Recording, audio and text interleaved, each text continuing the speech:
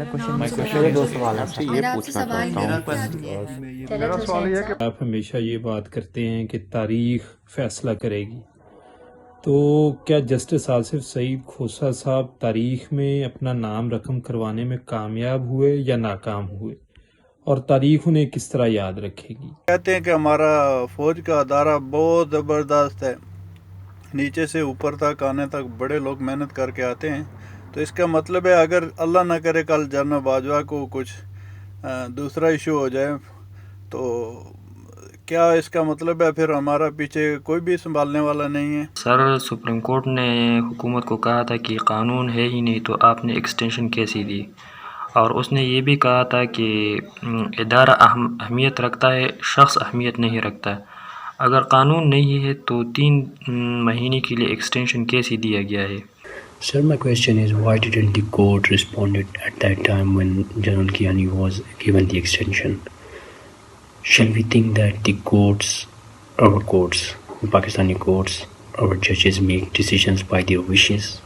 not by any written law? کیا عدالت نے جو آج فیصلہ دیا ہے کیا وہ بالکل صحیح فیصلہ ہے؟ جبکہ کوئی بھی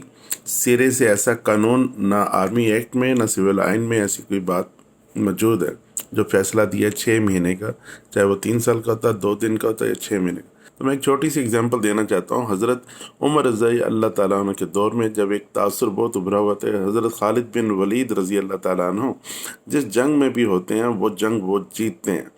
تو اس تاثر کو ختم کرنے کے لیے آپ نے حضرت خالد بن ولید رضی اللہ تعالیٰ عنہ کو فارغ کر دیا تھا تاکہ مسلمانوں کا یقین اللہ کی ذات پر ہو، نہ کہ ایک ذاتی شخصیت پہ۔ تو میں یہ جاننا چاہتا ہوں کہ یہ ریاست مدینہ میں ایسا کیوں نہیں کر کے ہمت دکھائی عمران خان نے، اس ایکسٹینشن کے پیچھے کیوں بھاگتے ہوئے نظر آئے؟ کیا یہ ہماری باقی کی آرمی کے جو جتنے قابل جنرل ہیں اور ہماری آرمی پر ہمیں جتنا یقین ہے ماشاءاللہ، ہمیں ان پر پراؤڈ بھی ہے، تو ان کے اندر اتنی قابلیت ہے، لیکن کیا عمران خان ہمارے جو وزیر اعظم ہیں ان کو یقین نہیں ہے باقی کے لوگوں پر؟ جو پاکستان میں اب ہونے جا رہا ہے کہ پارلیمنٹ کے ذریعے آرمی چیف کو مزید 3 یا 4 سال کا ایکسٹینشن دیں گے، تو کیا یہ سمپل پارلیمنٹ کے ایکٹ سے ہوگا یا آئینی ترمیم سے ہوگا؟ تو کیا اگر سمپل پارلیمنٹ کے ایکٹ سے ہوگا تو اگر پی ٹی آئی یہ کہہ دے کہ جی ہم آرمی چیف کو 10 سال کے لیے ایکسٹینشن دے رہے ہیں، تو کیا یہ فوج کو اور باقی تمام سیاسی جماعتوں کو قابل قبول ہوگا، خاص کر فوج کو؟ جی، جو پہلا سوال ہے اور آخری سوال ہے اس کا میں جواب دے دیتا ہوں، بیچ والے سوالوں کو بھی ہم ٹیکل کر لیتے ہیں۔ بہت زیادہ سوال آپ نے بھیجے ہیں اس حوالے سے۔ پہلی بات یہ ہے کہ جسٹس کھوسہ جو ہیں وہ یاد رکھے جائیں گے ایک ایسے جسٹس کے حوالے سے جس نے 2 پرائم منسٹرز کو فارغ کیا اور ایک چیف آف آرمی اسٹاف کو آئین اور قانون میں غیر موجود شکوں کے باوجود ان کو 6 ماہ کی ایکسٹینشن دے دی، اور ان کے اگلے 3 سال کو ریگولرائز کرنے کے لیے، آئینی کور دینے کے لیے دروازے جو ہیں بلکہ 12 دریجے وہ کھول دی۔ جب انہوں نے کہا تھا جی کہ ہمیں آپ طاقتور اور کمزور کا تانا نہ دیں، تو اپنے لیے خود ہی ایک انہوں نے معیار سیٹ کیا تھا، لیکن وہ معیار جو ہے وہ اس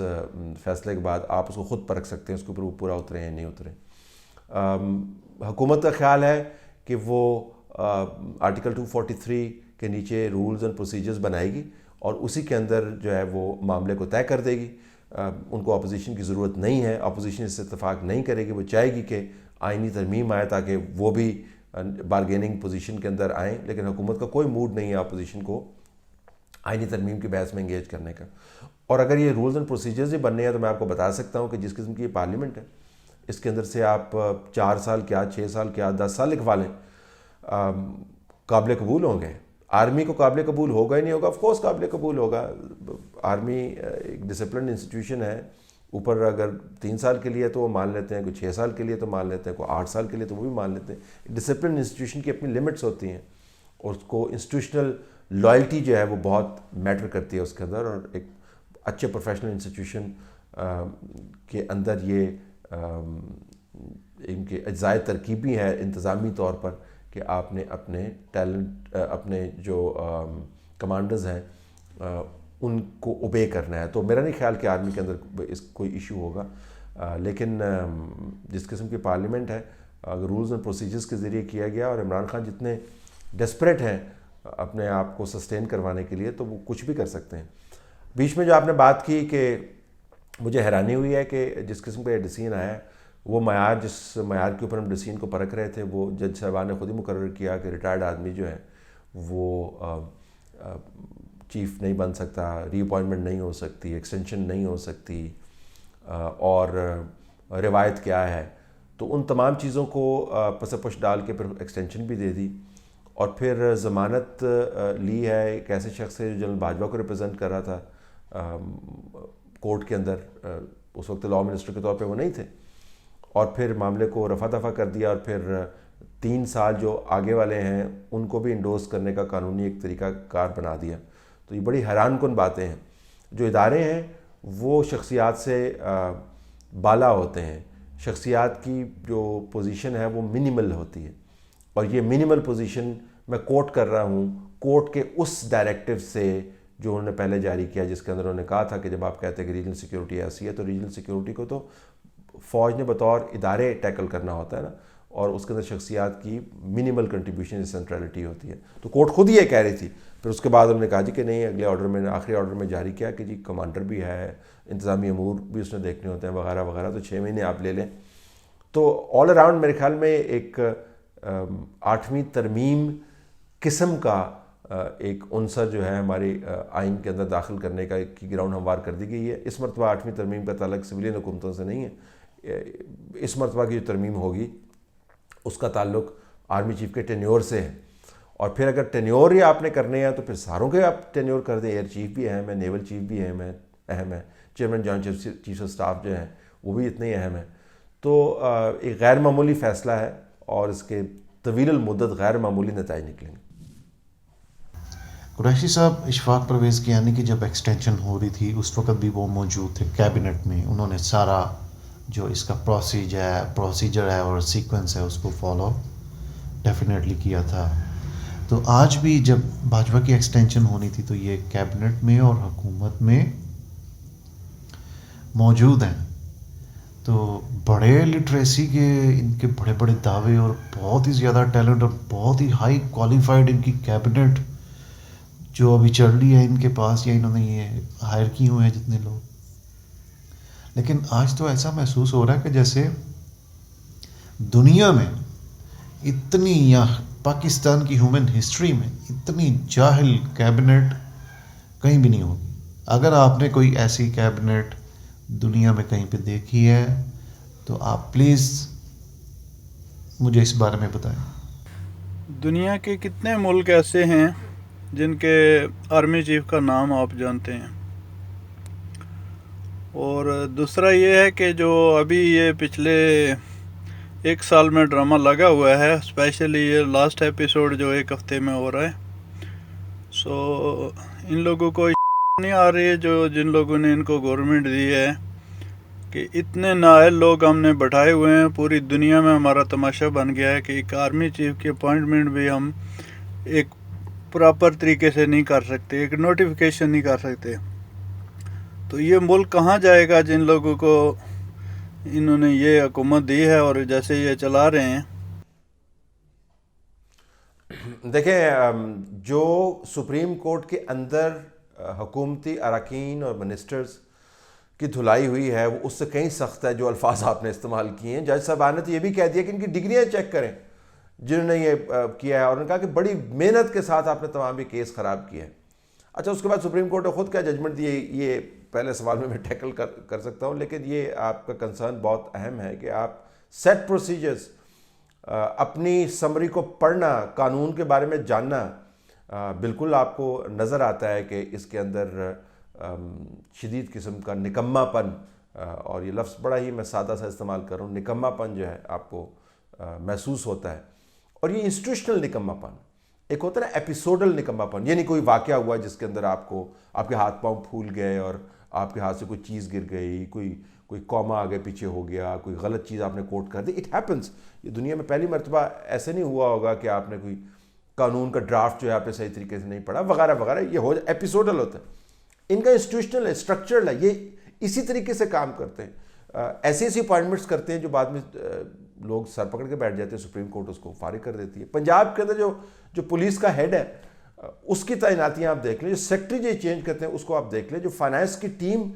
جو کہتے تھے ہمارے پاس بڑے چیتے ہیں, ان چیتوں کو خود ہی چیڑ پھاڑ کر نکال دیا, پھر باہر سے انہوں نے نئے چیتے منگوا لیے, اینڈ یو نیم اٹ. اور اپنے ہی منسٹر خود ہی کہتے ہیں جی کہ میں ٹاپ کے اوپر بیٹھا ہوں اور میرے نیچے کوئی کام غلط نہیں ہو سکتا, پھر ہی کہتے ہیں کہ آپ سارے کام بڑا غلط کر رہے ہیں.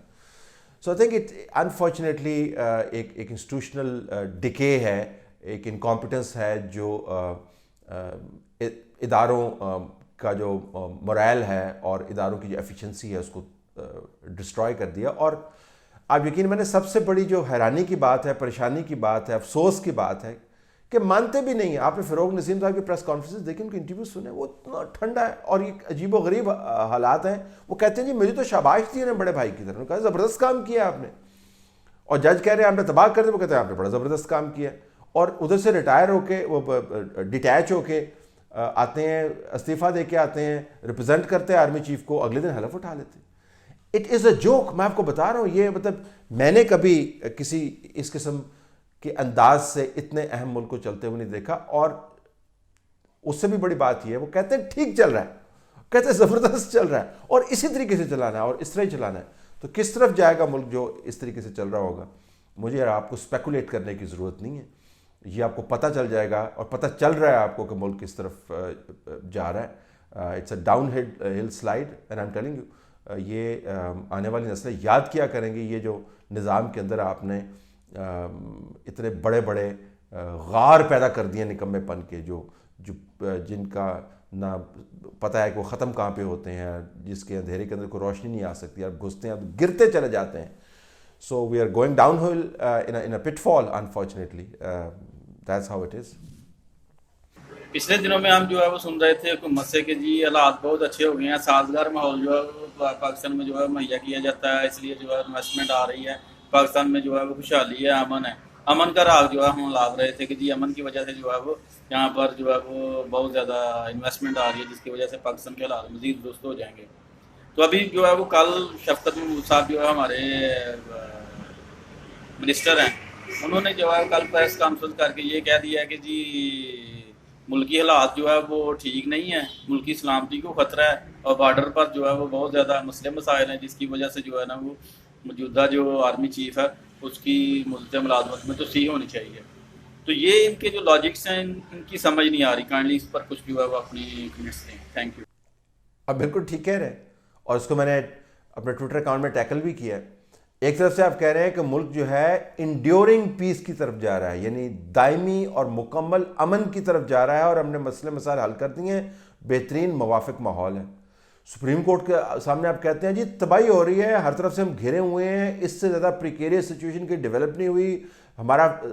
دفاع جو ہے وہ پاکستان کی بقا کے لیے ناگزیر بن چکا ہے, دفاعی کمانڈر دفاع کے لیے ناگزیر بن چکا ہے, لہٰذا ہمیں تمام کام کرنے ہیں. لیکن یہ پہلا تضاد تو نہیں ہے جو آپ کو نظر آ رہا ہے, اور جب آپ اس قسم کا بیانیہ سپریم کورٹ کے سامنے جا کے سبمٹ کرتے ہیں تو پھر دنیا دیکھ رہی ہوتی ہے کہ آپ کس بات کے اوپر یقین کریں. ایک طرف سے آپ کہتے ہیں ملک جو ہے بدترین خطرات اور حالات سے دو چار ہے, دوسری طرف آپ کہتے ہیں کہ بہترین حالات پیدا ہو گئے ہیں اس ملک کے اندر. لیکن چونکہ اس نظام میں صرف 5 سیکنڈ آپ کو چاہیے پینترا بدلنے کے لیے, بلکہ پینترا بھی نہیں بدلتے, چہرہ بدلنے کے لیے, بلکہ چہرہ بھی نہیں بدلتے, اپنی شخصیت بدلنے کے لیے, شاید شخصیت بھی نہیں بدلتے, اپنی روح کو گروی رکھوانے کے لیے, اپنی زبان کو تبدیل کرنے کے لیے, تو کچھ فرق نہیں پڑتا.